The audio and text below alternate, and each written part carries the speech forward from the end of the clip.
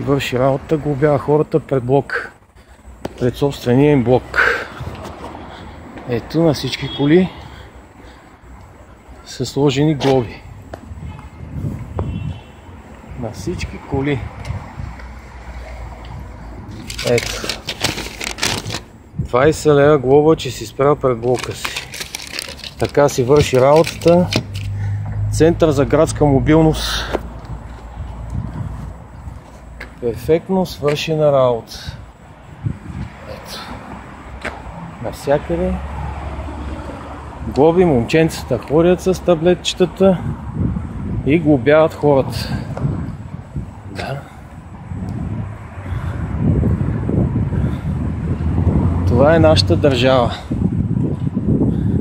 И зад блока глобяват, а там има колонки за зареждане на автомобили, електрически, но се брои, че е детска площадка.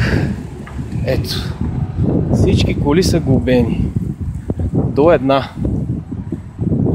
Да. За това, че са спрели пред блока на свободна площадка, пред блока, която не е и улица. Да. Глобяваме всичко наред. Люлин 7, блок 711. Перфектно. Така се печелят пари за хазната.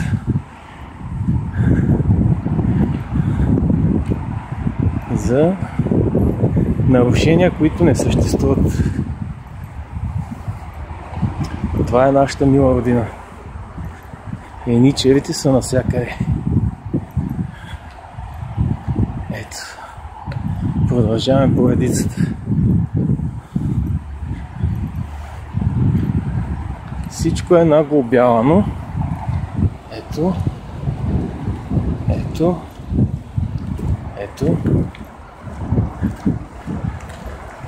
Ето ги и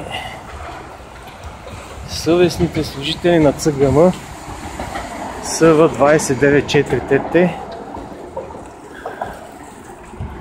Как се казваше още веднъж шефа ви, който кара да глобявате хората, че са спрели пред блока?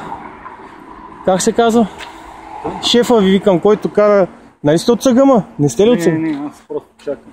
А, ти чакаш. А това какво? Някой ти се ядос? Нещо такова. Да.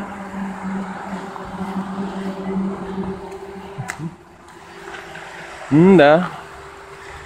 Всичко е глобено. Средна лента не мога да се спира.